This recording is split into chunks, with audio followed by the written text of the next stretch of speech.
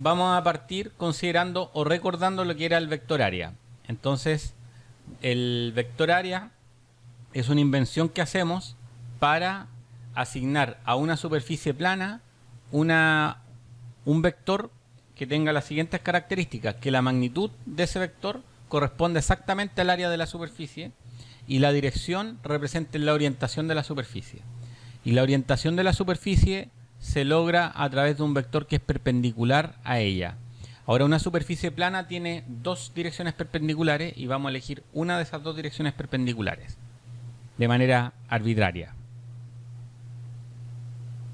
Entonces, para recordar el concepto de flujo, supongamos que tengo una superficie cualquiera y en esta superficie cualquiera elijo un elemento de área que tiene que ser lo suficientemente pequeño para que sea aproximadamente plano. Entonces, el área de esa superficie está dado por dA y voy a elegir un vector normal como está indicado en la figura, normal a ese elemento de superficie. Entonces el vector de área va a ser el vector de A, que va a ser este vector n, normal al de A, multiplicado por el de A.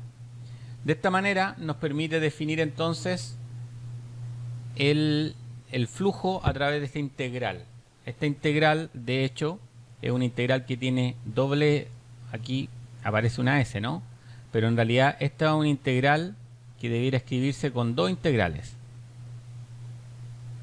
¿De acuerdo? Porque esto de acá es un elemento de área. Entonces típicamente, por ejemplo, se podría escribir como tal vez un dx por dy. Es solamente un ejemplo, pues depende del sistema coordenado que uno haya elegido. Ahora, en esta integral hay una prelación de operaciones. La primera de ellas es lo que se llama el producto punto. Entonces vamos a escribir aquí producto punto, o también llamado producto escalar, en el cual dos vectores dan como resultado un escalar. Ahora,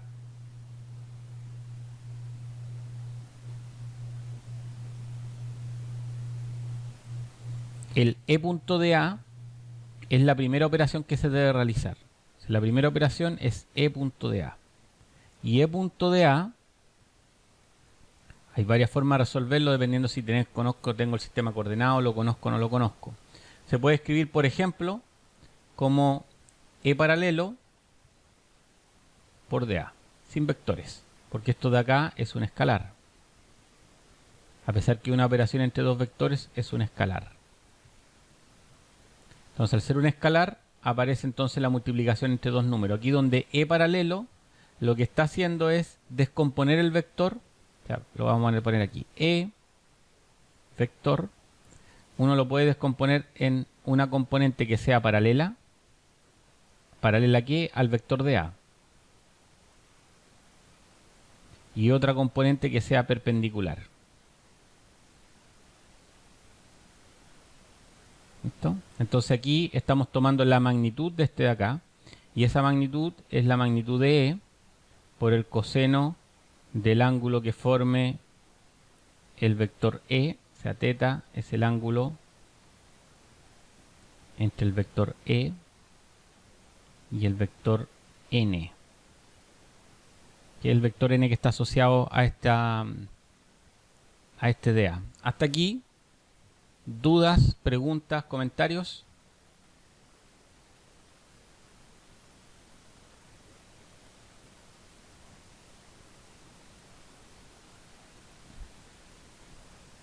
Ya, mientras espero que me escriban sus preguntas, voy a decir que es lo segundo. Claro, lo que pasa es que acá me pregunta Francisco si el ángulo va desde E hasta N. Por ejemplo, si el vector E, vamos a dibujar un vector campo en esa región.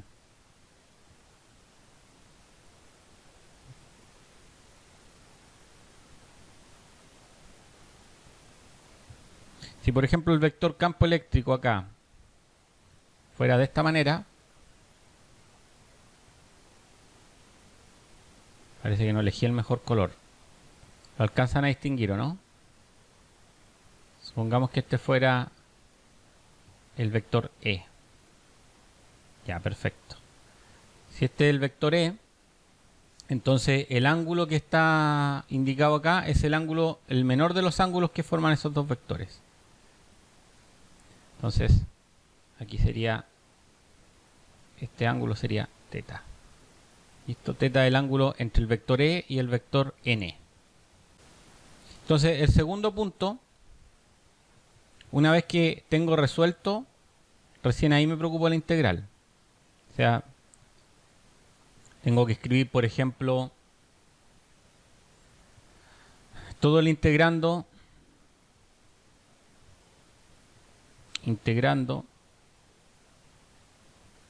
es decir, lo que está aquí adentro, esto tiene que estar en función de una única variable.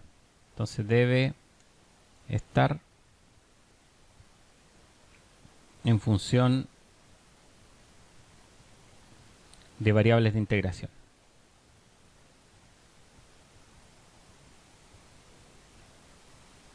Tienen que tener paciencia con mi letra. ¿Listo? Estoy integrando, por ejemplo, si el E depende, por ejemplo, de θ, entonces hay que escribirlo como E de θ. Este de aquí, ¿no? O sea que este podría ser en principio, por ejemplo, E podría ser función de R, θ. Esto es simplemente un ejemplo, ¿no? Entonces hay que escribir todo eso en función de las variables de integración que van a estar dadas por este dA. Depende de cómo sea el elemento de área. Me pregunta Matías, ¿se toma el valor como positivo? ¿Qué valor específicamente, Matías? ¿Te refieres a estos de acá son magnitudes? O sea, este de aquí es magnitud. Entonces, E, esto es mayor que 0. Pero en cambio el coseno va entre menos 1 y 1. O sea que esto de aquí puede ser positivo o negativo 0, pero sin embargo esto de acá es la magnitud del campo. ¿Toma el ángulo como positivo? No, depende de la orientación. O sea, a ver, vamos a borrar aquí.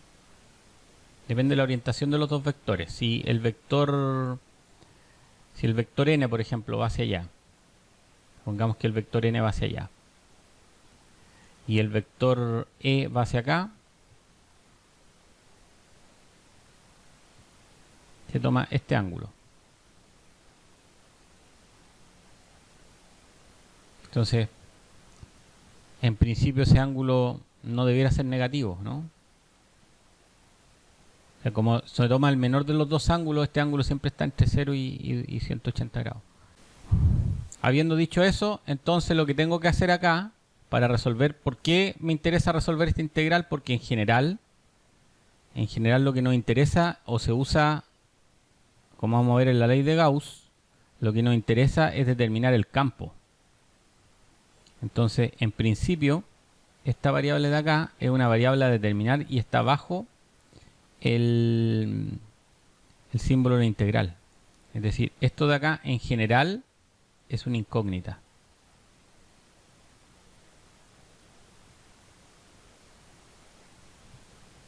Entonces, como es una incógnita, el objetivo es siempre poder resolver, vamos a ver ahora en la ley de Gauss, va a ser poder determinar esto. Pero si yo conozco el campo y me piden calcular el flujo, bueno, simplemente lo que tengo que hacer es hacerlo el producto punto como punto número 1, después escribir el campo en función de las variables de integración y luego integrar dentro de los límites que estén establecidos en el problema.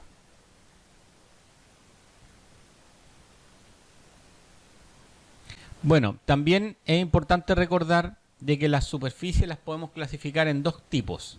En las superficies que vamos a llamar abiertas, que son aquellas que no limitan o encierran un volumen, que en este caso sería el plano, ¿no? El plano de estas dos superficies que están dibujadas sería una superficie abierta, y otras que vamos a llamar las superficies cerradas, que son aquellas superficies que encierran o limitan un volumen. En este caso, la superficie de la esfera sería, en este ejemplo, sería la superficie cerrada, ¿no? Es la superficie de la esfera. ¿Por qué nos interesa esto? Porque en el caso del flujo vamos a tener flujos para superficies abiertas y flujos para superficies cerradas. Entonces consideremos el flujo del campo eléctrico para superficies cerradas. Entonces, si la superficie es cerrada, entonces pensemos los casos más simples con los que uno trabaja típicamente son poliedros. ¿Cuáles son poliedros? Bueno, aquí hay una serie de objetos, ¿no? Lo típico que uno piensa, un cubo o un paralelepípedo o algo similar, ¿no? Aquí hay una serie de poliedros en los cuales se nos pudiera en alguna situación pedir obtener el flujo o que nosotros requiriéramos calcular el flujo en una superficie como esta, ¿no? Todas estas son superficies cerradas. Entonces, ¿cómo resuelvo? Lo que hay que hacer es numerar las caras. Por ejemplo, en el cubo, pensemos que esta es la cara 1, esta es la 2, así está la 4, esta va a ser la 5 y por acá abajo va a estar la 6, ¿no? Entonces, en este caso, n, que es el número de caras, vale 6. Y entonces calculo el flujo por cada una de estas superficies. Entonces, flujo en cada cara. O cada superficie, ¿no? Calculo el flujo en cada una de estas caras y luego lo sumo. Entonces, en el caso del cubo, por ejemplo, este sería una sumatoria de 6 términos. Entonces calculo el flujo de la superficie abierta de cada una de estas superficies y luego lo sumo. Bueno, en general el flujo a través de una superficie cerrada cualquiera, o sea, que no sea necesariamente un poliedro, va a ser una integral. Y una integral, para poder distinguirla de una integral, o sea, no es lo mismo una integral en una superficie abierta o una superficie cerrada. Entonces, para el caso de que la superficie encierre un volumen, entonces la superficie cerrada, vamos a poner en el símbolo de la integral un círculo. Este círculo va a representar de que la superficie de integración es una superficie que limita un volumen. Entonces tienen que darse cuenta que las integrales que tienen un círculo, el flujo está siendo calculado en una superficie que encierra un volumen. Ahora, ¿por qué es relevante esto? Porque la ley de Gauss, que es una de las cuatro ecuaciones de Maxwell, lo que hace es relacionar el flujo del campo eléctrico a través de una superficie cerrada con la carga neta que está encerrada en esa superficie. Entonces, lo que dice la ley de Gauss es que el flujo es proporcional a la carga neta encerrada por esa misma superficie. Recuerden que este símbolo que está aquí es esta integral, ¿no? Es una integral que en realidad son dos integrales porque aquí hay un dA. El valor epsilon 0, esta constante proporcionalidad de la ley de Gauss, está dado por este valor numérico y con estas unidades asociadas. Me imagino que recordarán de una asignatura anterior a esta que la ley de Gauss se usaba para configuraciones simétricas para determinar el campo, que en principio es desconocido. La ley de Gauss también se puede aplicar para el campo magnético. Entonces esta sería la segunda de las ecuaciones de Maxwell. La primera sería la ley de Gauss para el campo eléctrico y la segunda sería la ley de Gauss para el campo magnético. Entonces, las fuentes de campos magnéticos son los imanes, ¿no? No sé si se recuerdan, los imanes son fuentes de campo magnético. Tengo aquí, no quiero estropear nada, entonces tengo aquí un par de imanes. Aquí, en principio, ¿sí? Ahí se ve que es un imán, ¿no? Entonces, los imanes son fuentes de campo magnético, pero los imanes tienen polos, un polo norte y un polo sur. Pero en principio, a diferencia de, por ejemplo, las cargas que tienen carga positiva y carga negativa, las cargas positivas y negativas pueden vivir de manera independiente una respecto de la otra. En cambio, los monopolos, es decir, un polo único, porque les decía recién que los imanes tienen polo norte y polo sur. Entonces, si pudiéramos separar ambos polos, entonces cada uno de esos polos se le llamaría un monopolo magnético. Y los monopolos magnéticos serían de dos tipos, los polos norte magnéticos y los polos sur magnéticos. Y que serían algo así como el equivalente de la carga magnética. En realidad no existe la carga magnética, existen los polos.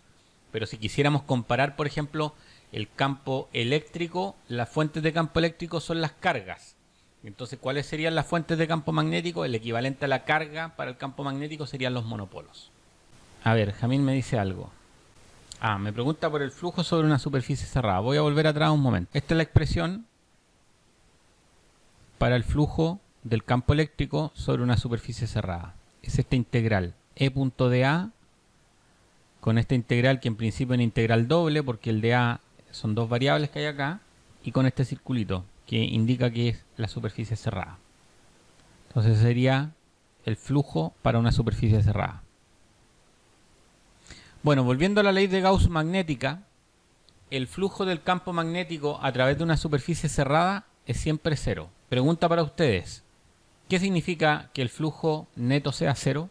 Que lo que entra es lo mismo lo que sale. Tenemos que pensar que el flujo del campo es una cantidad escalar. Y el flujo de B en una superficie cerrada es una cantidad escalar. Entonces, como es una cantidad escalar, no puede ni entrar ni salir. Entonces aquí, escalar. Como es una cantidad escalar, tiene tres posibilidades. Ser mayor que cero, ser igual a cero o ser menor que cero. La ley de Gauss lo que afirma es que el flujo es siempre igual a cero. Y la pregunta es entonces, ¿qué significa o por qué ocurre eso? Me decía acá Lucas en el chat de que no hay carga encerrada, pero estamos hablando de campo magnético. Entonces aquí, en el campo magnético, lo que ocurre es que tengo polos. Supongan ustedes un imán cualquiera, un imán de cualquiera que ustedes conozcan, y ahora imaginen una superficie que encierra ese imán, o que encierra parte de ese imán. La ley de Gauss afirma que la integral de B punto de A en esa superficie cerrada es siempre cero. ¿Qué puede significar? Ya, me dice acá que Daniel me dice que las líneas de campo van de un polo a otro. Es decir, si tomamos un imán, por ejemplo un imán, una cosa así,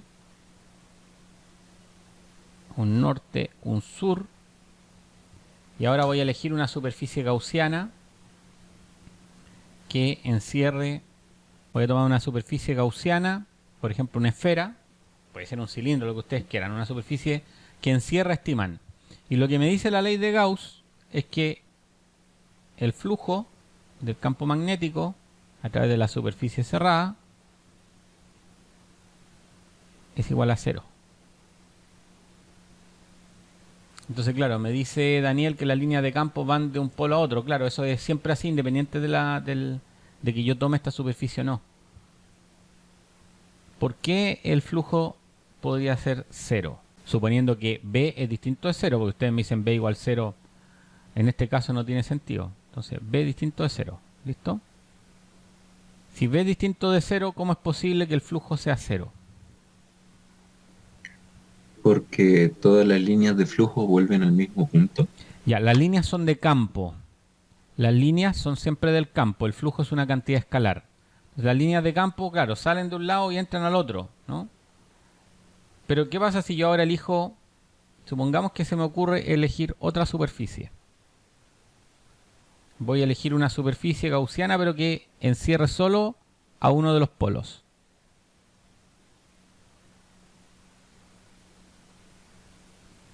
¿Listo? Encierro uno de los dos polos. Por ejemplo, en este caso el polo norte. La pregunta es, ¿cómo debería ser el flujo acá? Distinto de cero. Claro, debería ser distinto de cero. ¿Por qué razón? Porque está entrando o saliendo, no sé. No sé. Porque solamente salen líneas de él. Ah, sale. Ya, solamente Sí. sale en línea, ¿no? Sale Ya. campo. Lo que dice la ley de Gauss es que el flujo del campo magnético es siempre cero. Entonces, esto de acá no puede ocurrir. ¿Qué significa que eso no puede ocurrir? Significa que cuando yo encierro un polo, ¿qué debería pasar? Alguien que me ilustre, me ilumine. Se divide en dos polos más. Otro negativo, otro positivo y otro negativo. Exactamente, hace trampa. El imán hace trampa y entonces ahora aparece un polo norte, un polo sur y aquí lo mismo. Un polo norte y un polo sur. Y si yo dijera ahora voy a encerrar solo el polo norte de nuevo, me tomo una superficie más pequeña, Entonces la respuesta sería que el flujo ahora tiene que ser distinto de cero, pero la ley de Gauss me afirma que el flujo siempre es cero. Entonces de alguna manera que no conocemos muy bien, no es posible aislar un único polo. Y cada vez que uno intenta hacer eso, entonces los imanes se vuelven a dividir en un polo norte y en un polo sur. Me dice acá Marcelo que no existen los monopolos en la naturaleza. La verdad es que esa es una interpretación, pero no tiene por qué ser exactamente esa. Porque en realidad lo único que uno puede afirmar es que las observaciones indican que no es posible aislar un único polo. Entonces, una opción es la que dice Marcelo, ¿no? Una opción es que no existan, ¿no? O sea, opción 1, no existen. Es una interpretación.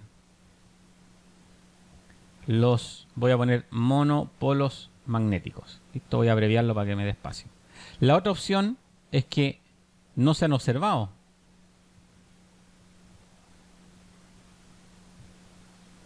¿Sí? Pudiera ser que sí existieran, pero no lo hemos observado. Y la verdad es que cada cierto tiempo aparece alguien diciendo que en el laboratorio logró crear un monopolo magnético. Pero no hay observaciones por lo menos consistentes que indiquen que en la actualidad, si es que existen, están inobservados. Pero eso no significa que no puedan existir. O sea, es imposible que no existan. Ahora, ¿por qué no existen? Bueno, esa es una pregunta que escapa un poco de lo que estamos discutiendo acá. Con esto doy por concluida la clase de hoy.